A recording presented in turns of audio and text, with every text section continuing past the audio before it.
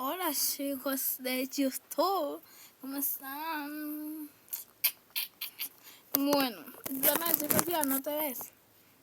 Lo admito. Pues, ¿qué es lo que vamos a hacer? Si no han visto mi video anterior, vayan a ver. Me voy a maquillar. Entonces creo que a ver tres partes. Porque como ando de cocha, pues yo digo que me quiero maquillar suave, no tan cargado. Ven que ando en contraluz. Ahí. Pero me acomodo bien. Ya volví, habían daños técnicos.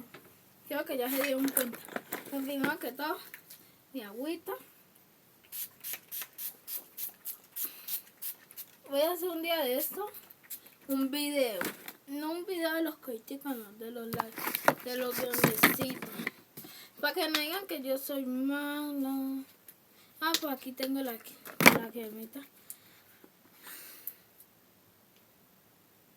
Que no digan que yo soy mala, les voy a hacer un video un día de esto. De los likecitos. Para que se lo miren.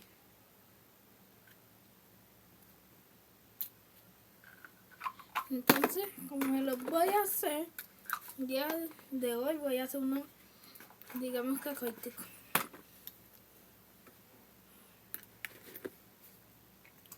Entonces, sí, muchachos. Ven.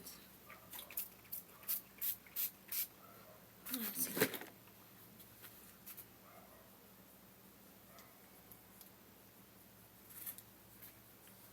Me voy a comprar algo para ponerlos aquí mientras que me arreglo.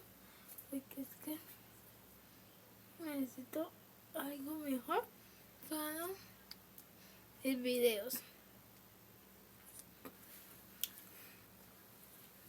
Pues se me había olvidado ponerme la bala.